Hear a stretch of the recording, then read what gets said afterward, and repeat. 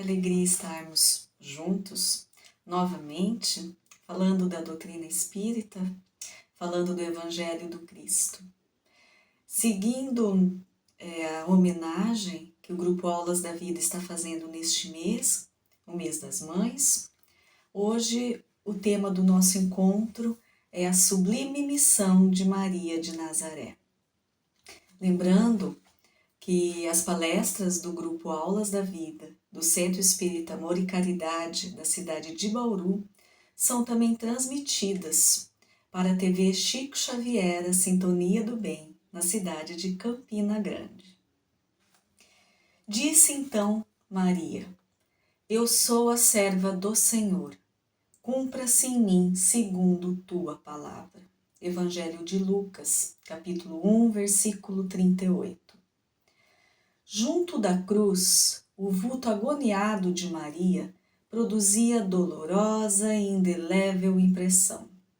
Com o pensamento ansioso e torturado, olhos fixos no madeiro das traições humanas, a ternura materna regredia ao passado em amarguradas recordações.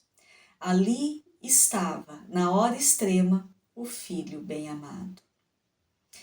Este trecho, este parágrafo, é de um capítulo do livro Boa Nova, do espírito Humberto de Campos, psicografia de Chico Xavier. Então, neste momento, Humberto de Campos relata, quando Maria está ao pé da cruz, está vendo Jesus crucificado. Ali naquele momento, com certeza, obviamente, toda a sua dor de mãe, sua tristeza de mãe, de ver o seu filho ali sofrendo, crucificado na cruz. Então, naquele momento que ela olhava aquela cruz, aquele madeiro, como ele diz, o madeiro das traições humanas, porque Jesus foi traído pelo povo, Jesus foi traído por Judas. Então, quando ela olha o seu filho ali no madeiro infame, muitas recordações lhe vêm à mente, muitas recordações. Então ela começa a pensar ali, lembrar de momentos venturosos, maravilhosos, quando ela recebeu o anúncio da gravidez, que ela teria do Mestre, que ela daria a luz ao nosso Mestre, ao nosso Salvador. Quando o anjo Gabriel, quando aquele espírito angélico, que é o Gabriel, anunciou a Maria a chegada de Jesus, dizendo: alegra-te, cheia de graça, o Senhor está contigo. Então eram momentos maravilhosos da manjedoura, quando seu filho nasceu e ela o pegou nos braços. A infância de Jesus, quando ela tinha ali todo o cuidado, todo o carinho de mãe, toda a atenção de mãe. Então Maria começou a relembrar esses momentos maravilhosos de um coração de mãe que ama o seu filho, enquanto olhava seu filho ali, sendo crucificado, sendo torturado, maltratado. Então Maria estava tendo essas lindas recordações. Mas, ao mesmo tempo, Maria também tinha sentimentos controversos.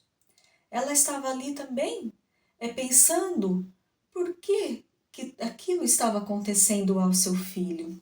Então ela tinha também muitas aflições em seus pensamentos, ela tinha muitas perguntas, muitas interrogações que passavam ali naquele momento na mente daquela mãe em agonia, em sofrimento. Então ela sempre começou a pensar, mas meu filho desde pequeno sempre demonstrou um carinho imenso a todos, sempre consolou desde pequeno com palavras, com atitudes, o Cristo, sempre consolando, sempre ensinando, sempre demonstrando amor por todos, depois veio o seu apostolado, 3 anos de sacrifícios, 3 anos de curas, quando paralíticos voltavam a andar, cegos voltavam a enxergar, as pessoas se curavam apenas pelo olhar de Jesus, pela palavra de Jesus, que era bondosa, carinhosa e de grandes ensinamentos. Então Maria começou a pensar tantas coisas, e se perguntava que profundos desígnios haviam conduzido seu filho adorado à cruz do suplício. Então ela se questionava também. Mas, por ser um espírito superior, por ser um espírito já com a sua consciência trabalhada no entendimento, a sua consciência a advertia. Então também vinha à sua mente: faça-se na escrava a vontade do Senhor. Então, ao mesmo tempo que ela tinha esses questionamentos que a torturavam, ela também tinha certeza dos desígnios do Senhor. E se colocava como escrava, como serva de Deus. Aqui Maria demonstra a sua resignação, a sua fé, o seu entendimento. E ela, angustiada, via então o seu filho, via Jesus atingir o seu último, o seu limite dos padecimentos. Jesus estava no limite dos seus padecimentos. Então ela chorava, ela se entristecia, seu coração estava apertado de dor ao ver o seu filho naquela situação. Neste momento, ela percebe que alguém toca-lhe os ombros. Ela olha e é o meigo e carinhoso apóstolo João. João a abraça com carinho de filho e ela retribui esse abraço com carinho de mãe. Os dois abraçados, suplicando, orando, fortalecendo um ao outro, olharam então para os olhos misericordiosos de Jesus no alto da cruz.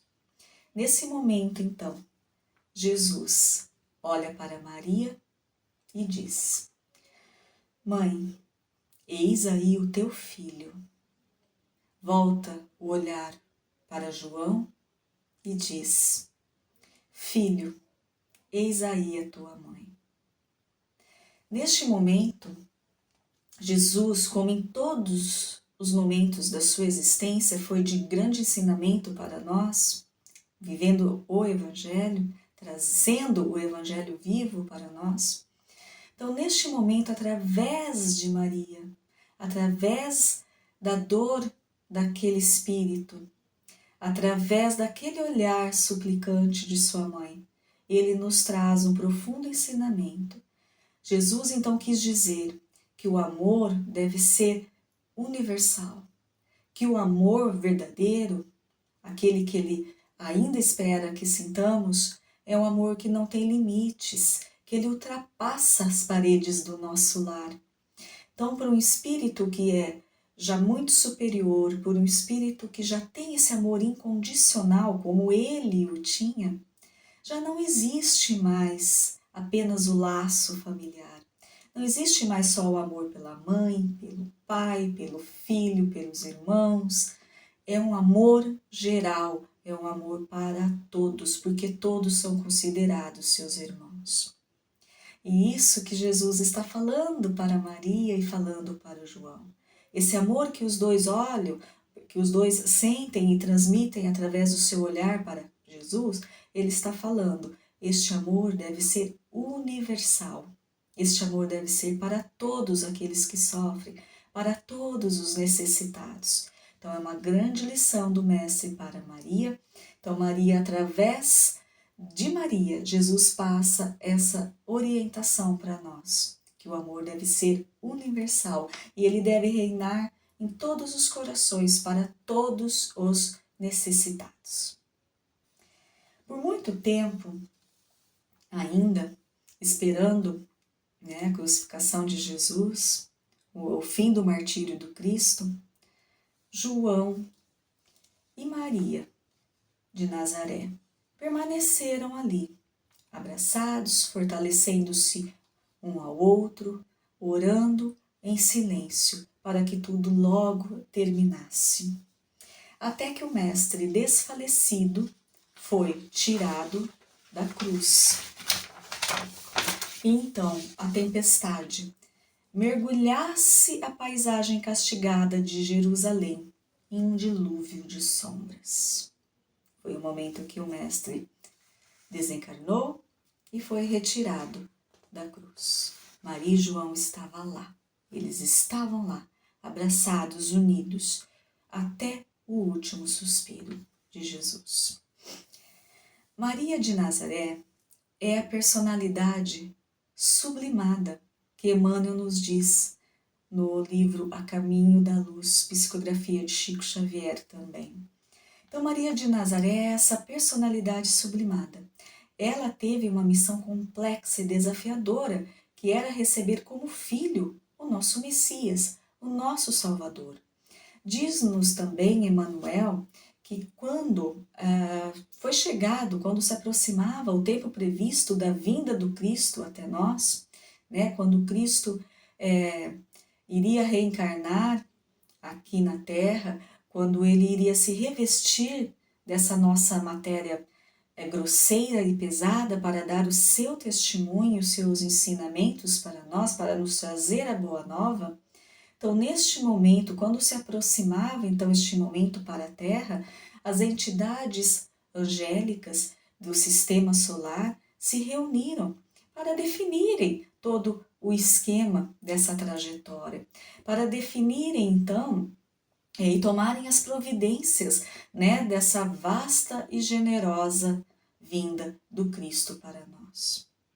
Então, houve sim muito trabalho, muita organização, muitos espíritos sublimados, muitos espíritos elevados, né, auxiliando essa vinda do Cristo, preparando tudo para essa missão gloriosa de Jesus.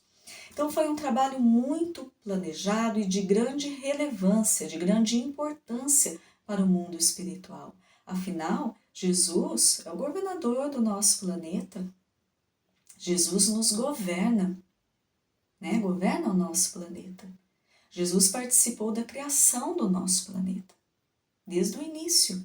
Então, realmente, com certeza, era um planejamento muito importante, muito grandioso. Era um evento único para nós, uma oportunidade sublime para nós, né? Para os encarnados aqui e para nós, porque a lição de Cristo está até hoje conosco, né? Então, dentro dessa organização, desse planejamento, dessas reuniões que eles fizeram, desses encontros, foi escolhido então aqueles que auxiliariam Jesus, né? Muitos auxiliariam Jesus ali, e nessa missão que o Cristo tinha de libertar ao mundo, né? Pelo amor sublime, que é o que ele veio nos trazer, né? Como ele disse, deixou na lição para João e para sua mãe Maria, que o amor deve ser universal, o amor deve ser para todos, da mesma forma, porque todos somos irmãos e temos que nos enxergar assim. Então, Jesus traria para nós toda essa lição sublime do amor. Então, ele precisava de tanto dos auxiliares, ele precisava de uma organização para que tudo saísse conforme o planejado. E a missão de Maria, sublime, era receber Jesus como mãe. Mas não só receber Jesus como mãe. Nós vamos ver que Maria tem uma missão, ela teve e tem uma missão grandiosa, porque ela já era, obviamente, um espírito superior, um espírito com condições de receber Jesus como mãe, orientá-lo na sua infância, de modo a assegurar, né, aquela infância proveitosa. É claro que Jesus, o maior espírito que nós recebemos e que nós conhecemos e que esteve conosco, né, encarnado é o Cristo, nenhum superior a ele, nenhum. Mas, como mãe, Maria de Nazaré tinha ali o seu papel extremamente importante na infância de Jesus. Né? Ela tinha que auxiliar aquele espírito na sua infância. Olha a responsabilidade de Maria de Nazaré. Não era uma criança comum. Estamos falando de Jesus, do Cristo, com essa missão de transformar o mundo através do amor. E Maria estava lá, preparada para ser a sua mãe. Então é uma missão grandiosa, que só podia vir de um espírito meigo, um espírito sábio, um espírito carinhoso e sublimado, que foi aqui na terra Maria de Nazaré. Era um espírito por excelência. Então, educar um filho, nós sabemos que é uma missão muito, muito importante. E uma missão difícil, uma missão grandiosa para todos nós, que somos mães e somos pais, né? Para todos nós. Hoje vamos ficar na parte das mães, porque estamos no mês que comemoramos o Dia das Mães e estamos falando de Maria, a Mãe Santíssima.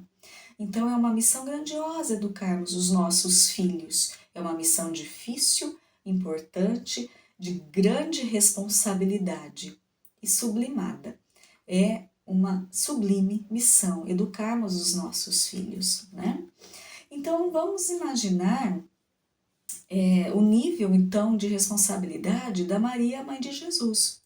Se nos comparar, não nos compararmos, mas se pensarmos na Maria como mãe e nós também, né, como mãe, claro, não nos comparando a Maria de Nazaré, obviamente, mas se refletirmos na missão dela e na nossa, né, salvaguardando as devidas proporções, nós também temos uma missão grandiosa, porque nós recebemos esses espíritos como mães e nós temos a responsabilidade de educá-los, de encaminhá-los na sua tenra infância, para que eles possam, depois, dentro da sua individualidade, com aquilo que receberam de nós, galgar caminhos corretos, passos mais largos para a evolução espiritual. Nós podemos e devemos cuidar desses espíritos que hoje são nossos filhos. Nós temos essa obrigação e é uma grande, uma imensa responsabilidade, assim como Maria de Nazaré.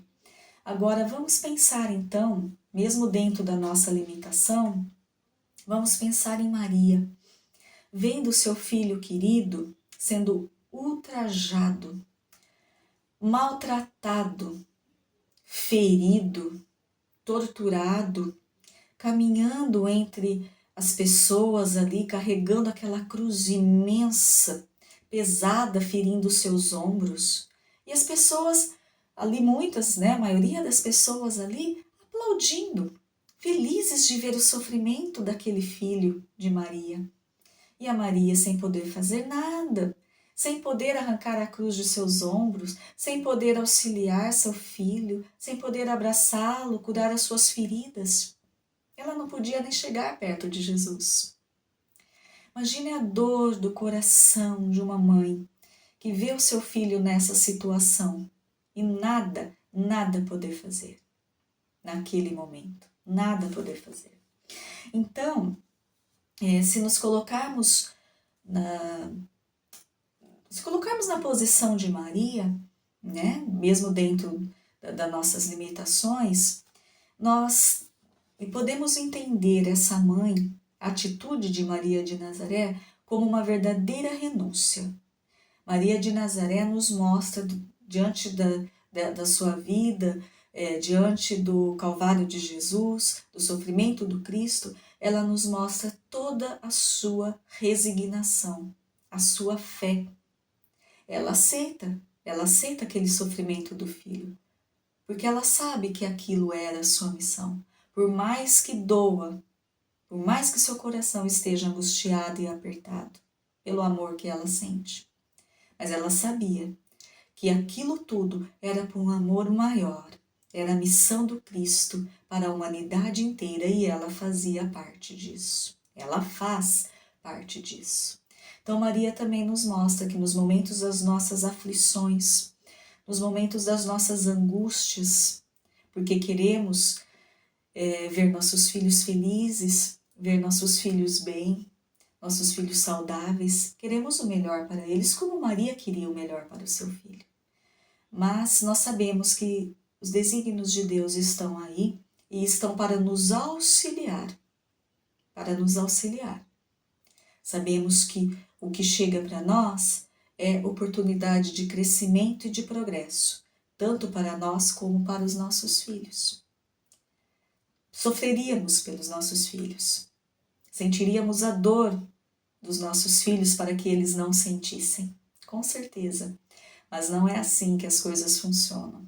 E Maria nos mostrou. Se fosse possível a Maria e se fosse o necessário, ela carregaria aquela cruz e não deixaria o seu filho padecer daquela maneira. Mas não é assim. E ela sabia disso e ela estava aí lá com Cristo para nos mostrar que a fé, que a resignação é importante, é necessária, faz parte do nosso progresso. Então pensemos sempre em Maria, como essa força que nos traz nos momentos de angústia, nos momentos de sofrimento. O seu exemplo de fé deve inspirar a todos nós. No Livro dos Espíritos, questão 580, Kardec faz, então, a seguinte pergunta para os espíritos da codificação. O espírito que se encarna para cumprir uma missão, como Maria, ela estava pronta, preparada para cumprir aquela missão. Tem a mesma apreensão que aquele que o faz como prova? Ou seja, Maria tinha sua missão, ser mãe de Jesus, o que foi maravilhoso, mas também ver seu filho sendo maltratado, sendo crucificado, sofrendo. Então Maria também tinha uma missão dolorosa. Ela tinha uma missão. Então será que ela tinha a mesma apreensão que o espírito que reencarna com as suas provas, que somos nós, né, com as nossas provas? Então os espíritos respondem que não porque este espírito que é um missionário traz a experiência adquirida. Então vamos analisar aí essa missão de Maria. Maria, obviamente, sofreu de ver seu filho naquela situação. Ela sofreu, ela chorou, seu coração ficou apertado. Se ela pudesse, ela trocaria de lugar com o filho dela. Porque isso é um amor incondicional de mãe. É o amor mais puro que conhecemos.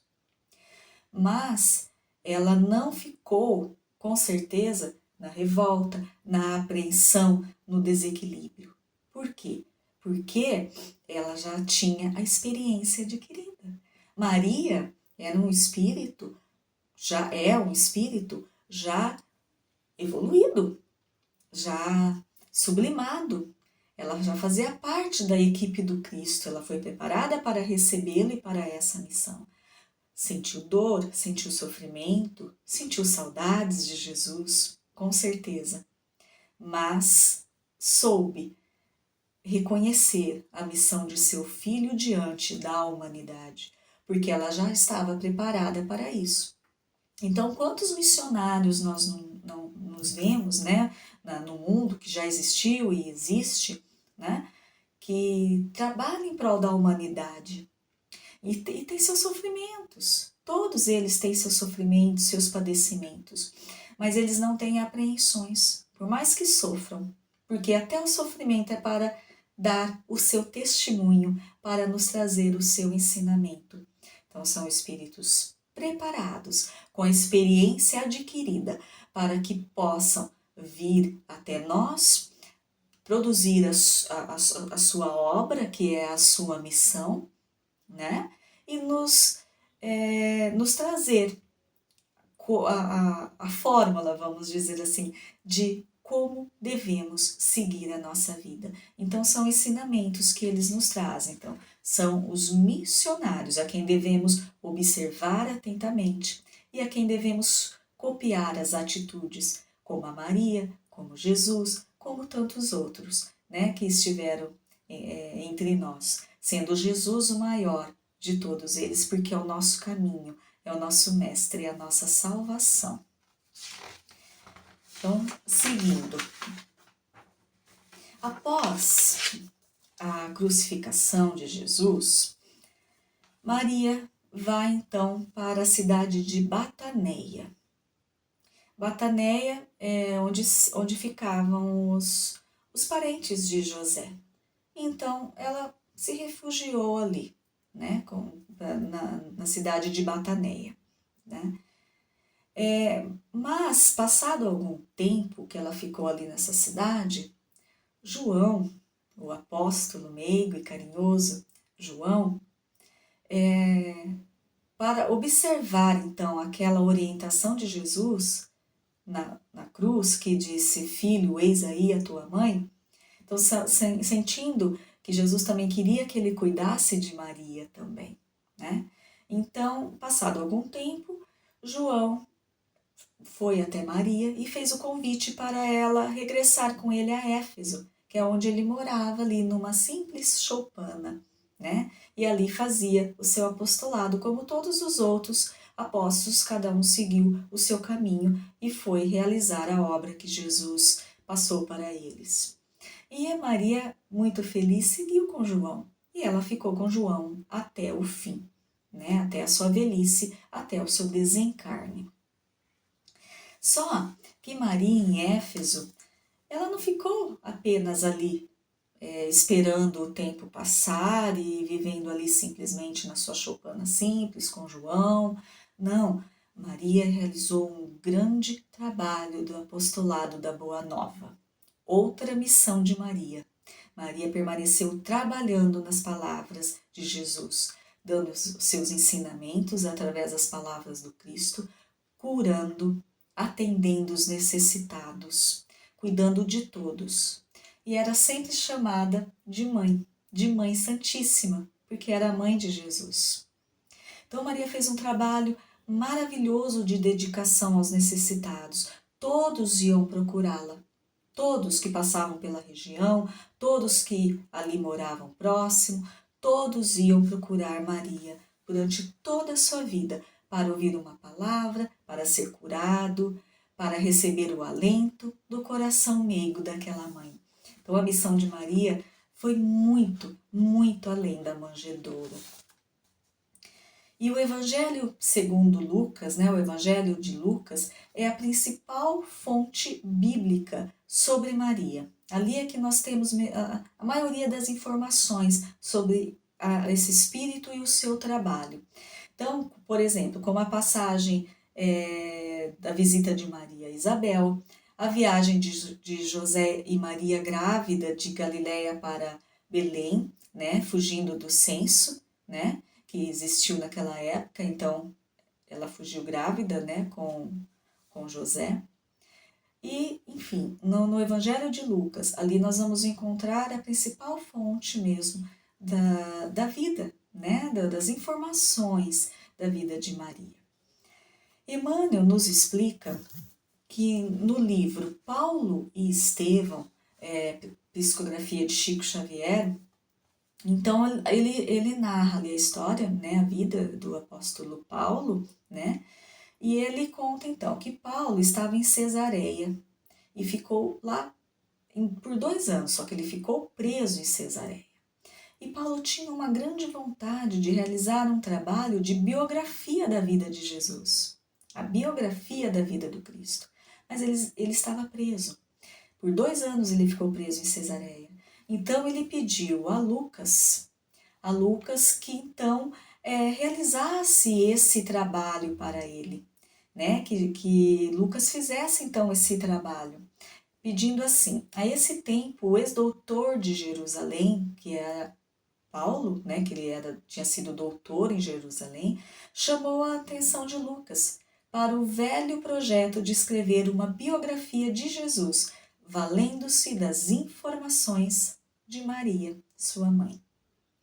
Então, mais um trabalho grandioso de Maria. Lucas foi até Éfeso, ficou com Maria e ali ele reuniu todas as informações da infância do Cristo, da juventude do Cristo, do início do seu apostolado, de toda a sua vida, porque Maria permaneceu com Cristo sempre, né? Na maioria do tempo.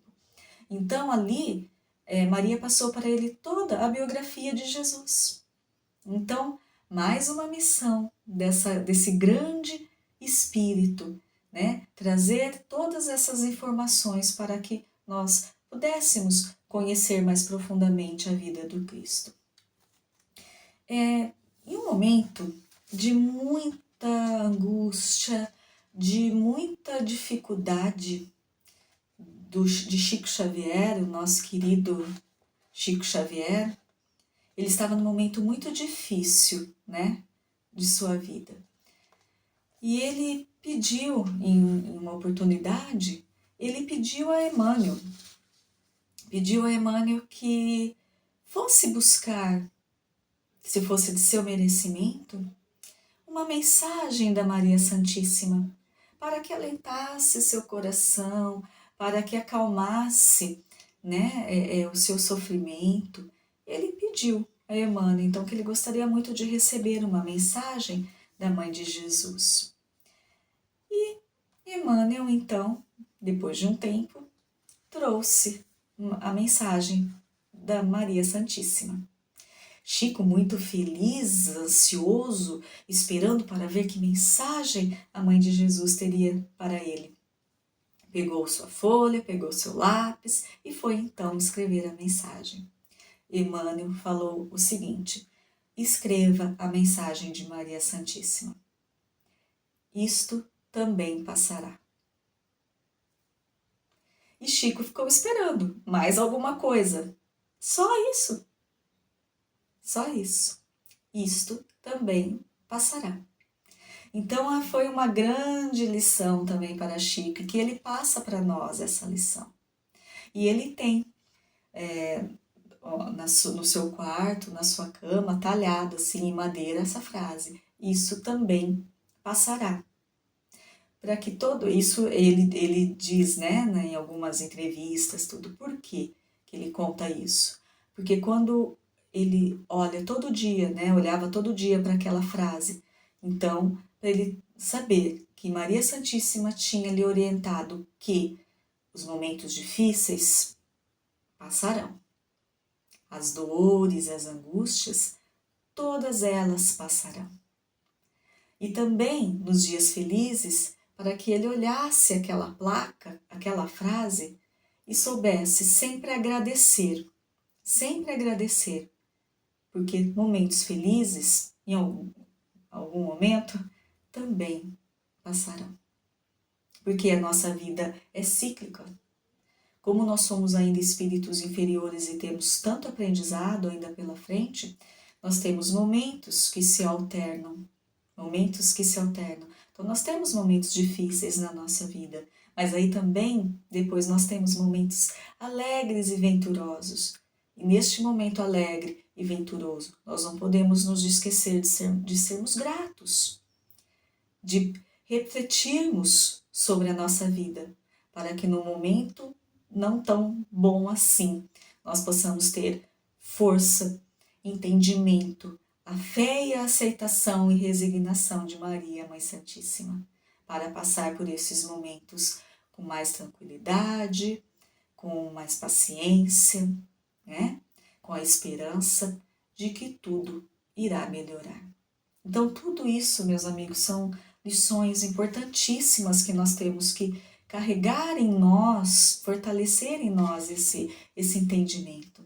São lições. E Maria de Nazaré deu uma grande lição para Cristo, para Chico, e ele trouxe para nós essa lição. Isto também passará. Tudo passa. Isto também passará.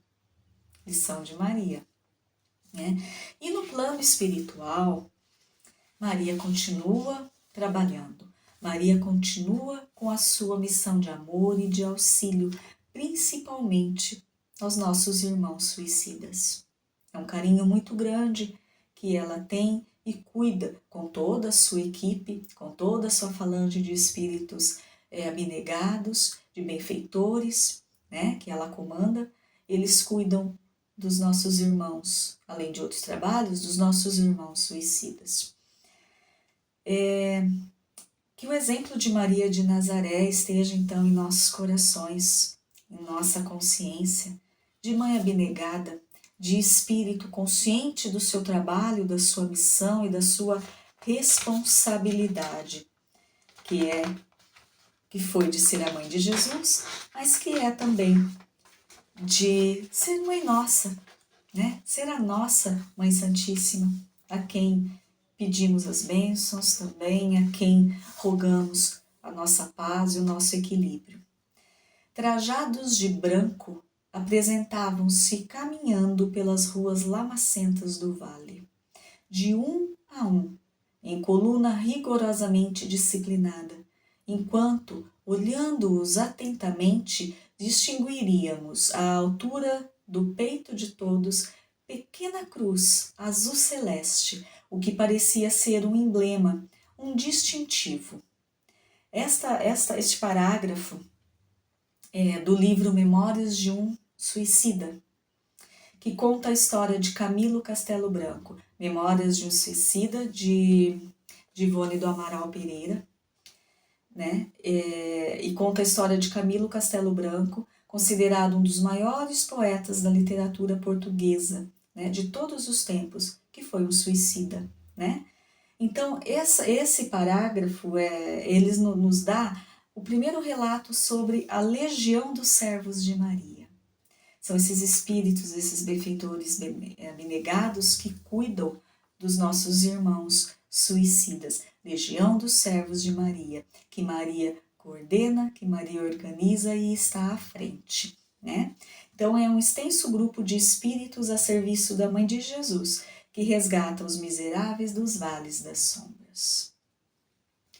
Ainda no livro Boa Nova, de Humberto de Campos, nós temos então nessa crônica a seguinte passagem. Maria, em Éfeso, na sua choupana simples, junto a João, já de uma certa idade, né, realizando ali o seu trabalho de testemunho do Evangelho, então ela, enlevada nas suas meditações, nas suas orações, Maria viu aproximar-se o vulto de um pedinte, né, como tantos outros que ali paravam para receber um alento de seu coração amoroso. Minha mãe, exclamou o recém-chegado, como tantos outros que recorriam ao seu carinho, venho fazer-te companhia e receber a tua bênção. Maternalmente, ela o convidou para entrar, impressionada com aquela voz que lhe inspirava profunda simpatia. O peregrino lhe falou do céu, confortando-a delicadamente. Comentou as bem-aventuranças divinas que aguardavam a todos os devotados e sinceros filhos de Deus, dando a entender que lhe compreendia as mais ternas saudades do coração. Maria sentiu-se empolgada por tocante surpresa. Que mendigo seria aquele que lhe acalmava as dores secretas da alma saudosa com bálsamos tão doces? Nenhum lhe surgira até então para dar, era sempre para pedir, mas aquele era diferente. No entanto, aquele viandante desconhecido lhe derramava no íntimo as mais santas consolações. Onde ouvira aquela voz meiga e carinhosa noutros tempos? Que emoções eram aquelas que lhe faziam pulsar o coração de tanta carícia? Seus olhos se emudeceram de ventura, sem que conseguisse explicar a razão de sua terna emotividade. Foi quando o hóspede anônimo lhe estendeu as mãos generosas e lhe falou com profundo acento de amor. Minha mãe, venha aos meus braços. Então Jesus, buscando a sua mãe querida, aquele espírito tão meigo e sublimado que lhe serviu de mãe aqui na terra, que lhe inspirou dias venturosos, que cuidou dele na infância, que o seguiu em todo o seu sofrimento e continuou a dar testemunho, né, da palavra e do ensinamento de seu filho por toda a sua vida. Era o momento, então, do desencarne de Maria, e Jesus, seu filho querido, estava lá para recebê-la e para guiá-la para a espiritualidade. Que possamos, então, meus queridos amigos, lembrarmos sempre de Maria, essa mãe de todos nós, a quem acalentamos profundo respeito, admiração e amor, a quem doou todo o seu amor para Jesus e para toda a humanidade, porque foi uma missão gloriosa, que foi da manjedoura até o seu desencarne e continua no mundo espiritual, em trabalho árduo, levando o testemunho do Evangelho do seu Filho para todos nós. Que possamos nos inspirar na sua fé, na sua esperança, na sua aceitação e sua resignação, para compreendermos as coisas da nossa vida e do que ainda temos que prosseguir e conquistar. Eu agradeço a atenção de todos vocês. Fiquem na paz de Jesus.